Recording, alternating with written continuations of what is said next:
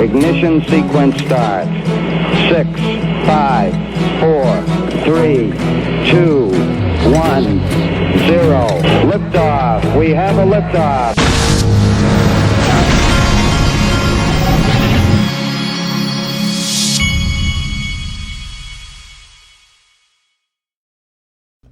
Hey everybody, this is the Digital Asset Investor, and we have not done a Bitcoin Maxis Gone Wild lately, but I happened to run across this tweet from Michael Saylor, and he is the original Bitcoin Maxi Gone Wild.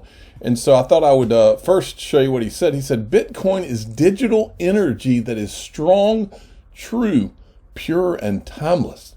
Let's listen to a little bit of this knowledge. Or every other asset on earth, anything else you can own, houses, gold, silver, commodities, stocks, bonds, when the price goes up, the supply increases. If I increase the supply, the price of any stock by a factor of 10, the company issues more stock. Of course. If I buy all the bonds, all the municipal bonds, the price of bonds go up, people issue more bonds. Right? If I drive up the price of gold by a factor of 10, people print more gold or mine more gold. Bitcoin's the only thing in the world that's inelastic to price. If the price of Bitcoin triples, you can't make any more. No, that's not true. It's not the only thing. There are a few digital assets that are limited in amount. It's not just Bitcoin. That's the part of this that's not true. I agree with everything he said before that, but I mean the problem I've always had with all this Bitcoin Maxi talk was that they act like Bitcoin's the only digital asset that has this scarcity feature, and it's just not so. All right, moving along. I love what Crypto Bull is putting out here. Next time XRP touches the top of this channel, the price will be above $100. And this is the channel he's talking about from 2014. I guess he's pointing towards 2023, who knows, but it's still, wouldn't it be fun? I can tell you this, when it gets to that point, this channel will be converted to a lifestyles of the rich and crypto famous because, I mean, come on. And then the official cool guy of the Digital Asset Investor channel sent me this. Now look, check this out.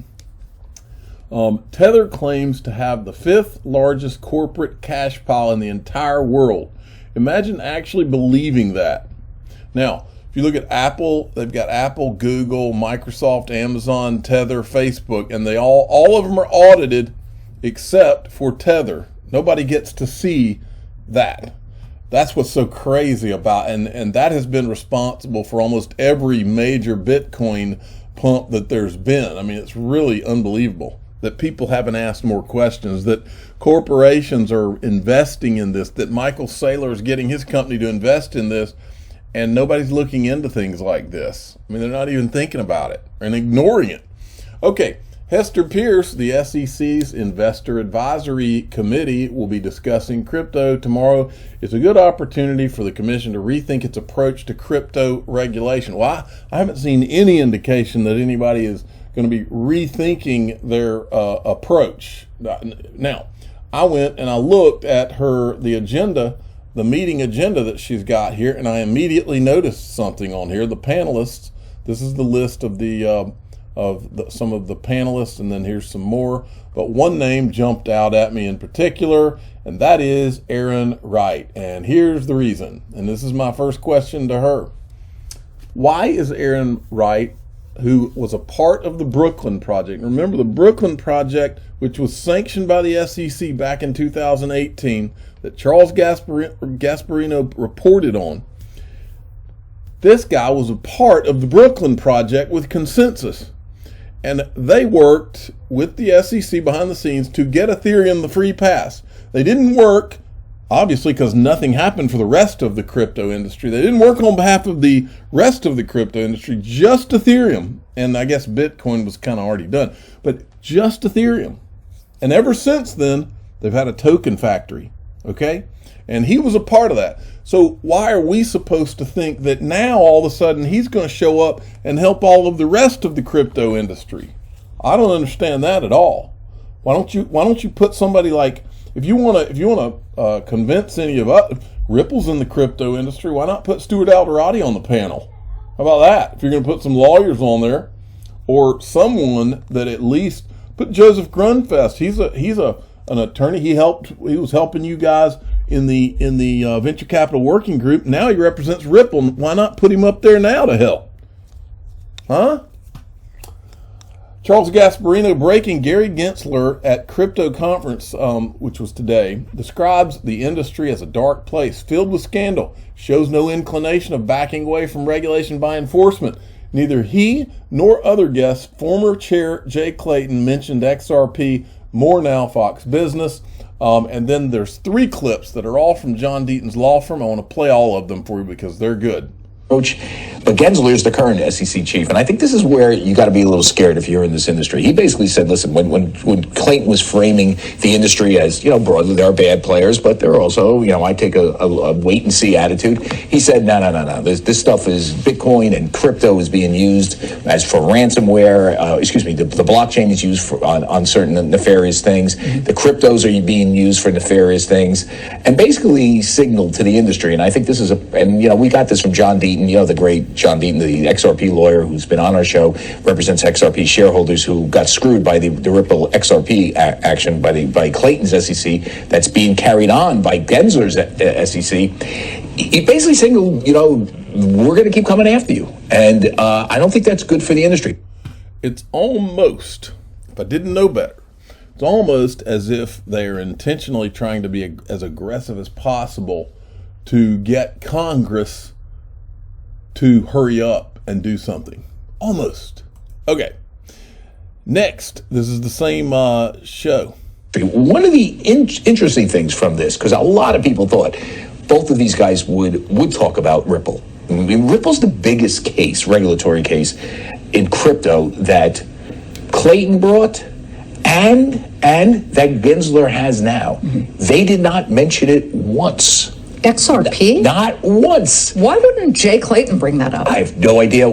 First off, one of the problems I think with this conference is they didn't take audience questions, because clearly the audience would have mentioned this. Ripple is a regulatory marker right now. It is a big thing. If it goes the SEC's way, they can really ramp up regulation by enforcement and much more. If it goes Ripple's way, XRP is going to bounce off $1 a share. Obviously, it's trading at $1. I'm sorry. Is it true that there was a chat alongside this discussion between the two that was all about XRP? Yeah, it was really. So people were saying, when are you going to address that? Yeah, and they were mocking both of them essentially, because remember they both kind of agreed on a lot of this stuff.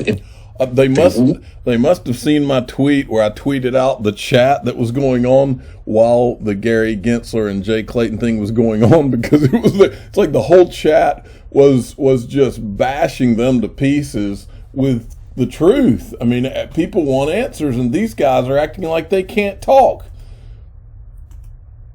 And here's this is the third one. Now, this is the most interesting one out of the batch, folks. Listen up. Kind of agreed on a lot. Remember, they both kind of agreed on a lot of this stuff involving what is a security coming under the SEC's regulatory umbrella and what isn't. Bitcoin, not. Ethereum, not, according to both of them. Not a security. Not a security, according to Clayton, and probably, we don't know about Gensler. He's gone, he's all over the place with that. I think he's waiting for the Ripple case to determine whether to go back and ding Ethereum, to be honest with you. That's how crazy this is getting. But they both agree on Ripple, and why that wasn't brought up, why they didn't mention that, is just beyond me. Listen, I know it's a very controversial subject, Liz. We brought it up. Ellie Terran and I did a huge investigation on this. It is consuming the crypto regulatory world. I can't understand why they didn't do it. John Deaton, though, says expect more regulation. That was the. Well, guess what, folks? You should pat yourselves on the back out there, because without what we've done out here, none of this is going on. None of this hurrying up and everybody seems up in arms. Half of these people, even the crypto industry participants, they weren't saying a word when it was just Ripple holders and all of us Ripple and XRP people out here. They weren't saying a word. They weren't doing anything to help. It wasn't until we started stirring this thing up with truth and facts and timelines and names That's when this thing started taking off. So good for everybody out there that's helped. Bloomberg Crypto, Fidelity Investments, one of the world's largest asset managers, plans to join the spate of companies offering investors access to Bitcoin through a Canadian ETF. Well, this isn't this hunky-dory. So because of Gary Gensler and all of his regulator friends like Jay Clayton, who think that it's great to clamp down on U.S. innovation, now everybody's just going to go to Canada. And they're going everywhere else, too. It's not just Canada. Thanks a lot, Gary, Jay. So anyway, and then Rosalind Layton, who's been doing those awesome Forbes articles, she tweeted this out today. Hello, XRP community. Please check out my colleague. His name is Luke Hogg, like Boss Hogg of the Dukes of Hazzard. That's what that reminds me of. Watched it when I was a kid. New report adds confusion to stablecoin regulation. And then he has a whole write-up here, about a new interagency report from the President's Working Group on financial markets regarding stable coins. And then it goes down. He's got a little section down here on Ripple, and here it is, regulating through enforcement. The issue here is not whether the SEC and CFTC should be regulating stablecoins. Rather, the issue is how the federal government is approaching the matter. For years, federal regulators have chosen to regulate through enforcement actions instead of through rulemaking or guidance. The SEC's enforcement action against the cryptocurrency Ripple XRP is a case in point. Operating since 2013, the SEC only brought charges against Ripple in December 2020. Such delayed action by regulators has become commonplace and has left both investors and issuers guessing whether particular assets might become the target of future enforcement action. Many crypto investors see the case against Ripple as the breaking point. Right here, that's a good title for the thumbnail title right there. I'm going to do that. How about breaking point? Because I think we are at a breaking point. And let me tell you what, I'm no body language expert, but I'll tell you what, Gary Gensler today on that conference, he looked frazzled. That guy looked like someone who had been beat up. And look, I'm not for anybody being run through the ringer on social media or anywhere else, but these guys are being run through the ringer with truth and facts.